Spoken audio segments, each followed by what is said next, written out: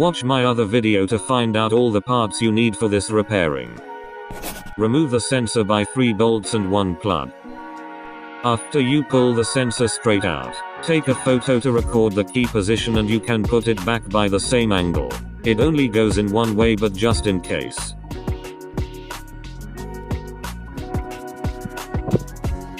Use 7mm socket is better than using a screwdriver. These 2 screws are easy to strip.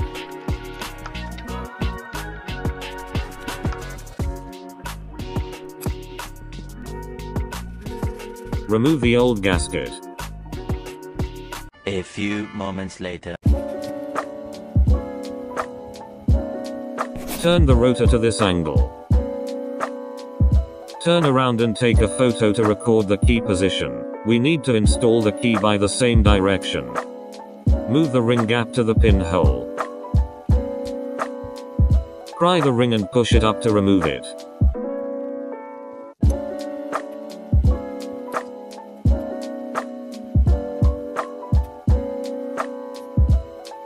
Push the pin out. Remove the key and 2 metal washers. Remove 2 screws.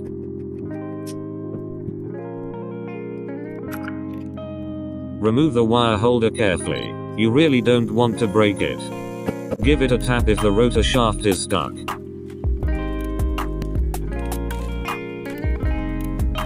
Oil seal and washers came off with the rotor shaft. If they didn't, put a flathead screwdriver from the bottom to the oil seal. Tap the screwdriver to the table. They should pop up. Remove the rubber cap.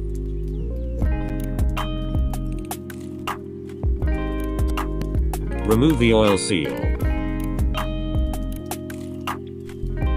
Remove the big metal washer. That is the fibber washer on top. We will replace a new fibber washer. Remove the small metal washer.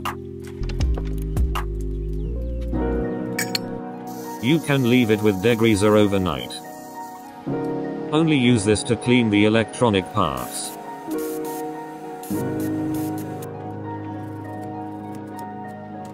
You can remove the plug and put it into degreaser for cleaning. Insert a pin here, then you can pull out the wires.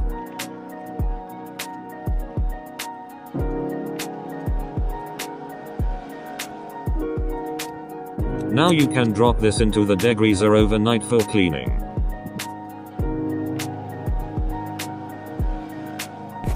This surface should be completely flat. If it isn't, then you should see this thing sticks out in the middle from this side. Put a M6 bolt upside down and use a hammer to do a few taps, then it will move in. If you over-taping accidentally, use a 14mm long socket to do a tap, then they should be flat.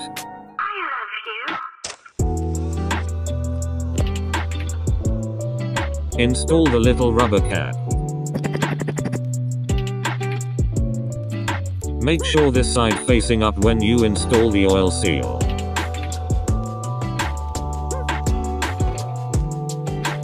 $15mm long socket. Do a few tap around the edge to make sure it sits flat at the bottom.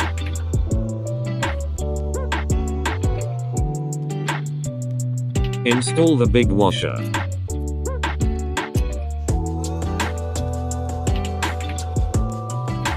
Use 18mm long socket to do a tap if it doesn't go in.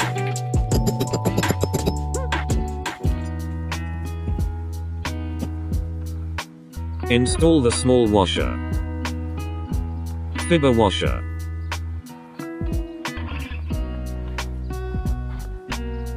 Put in 2 metal washers. Turn the rotor to this position.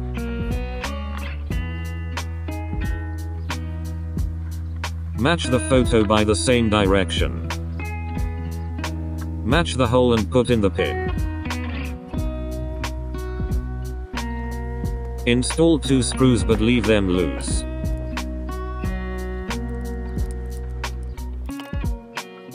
Now we need to do the gap between 0.01 inches to 0.02 inches. I use 0.016 inches, or you can use lower like 0.014 inches. Leave the feeler gauge and tighten up the screws.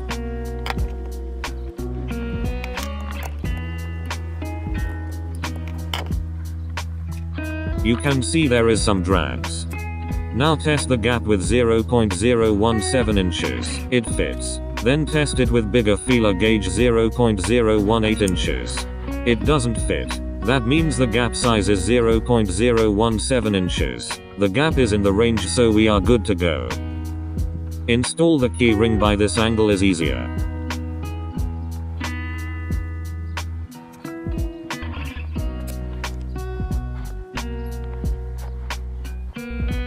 Adjust the ring gap to here is good.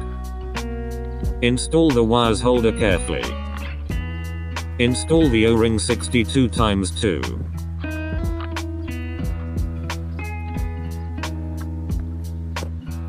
Install the cap and 2 little bolts. You can buy these new bolts by $3 from Bolts Shop if the threads are stripped. Looks good too. Remember to use 7mm socket instead of screwdriver. Double check the O-ring sits properly. Install the small piece of metal. Install the plug.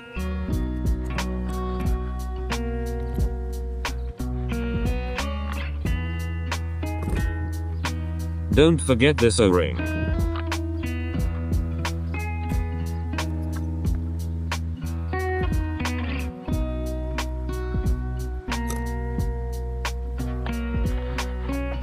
It is ready to go.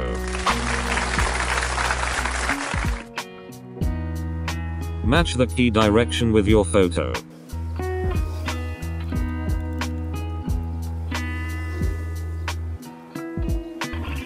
Three bolts are 12 Newton meters. Time to start. 3, 2, 1.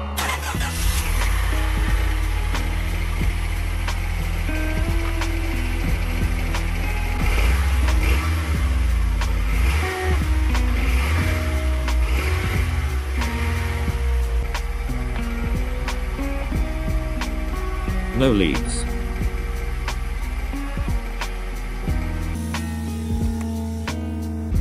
No engine light. I don't know what really happens at the end of the road. I don't know what really happens at the end of the road.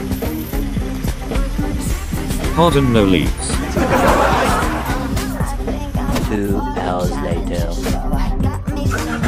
Dry. No leaks. Done. Prelude.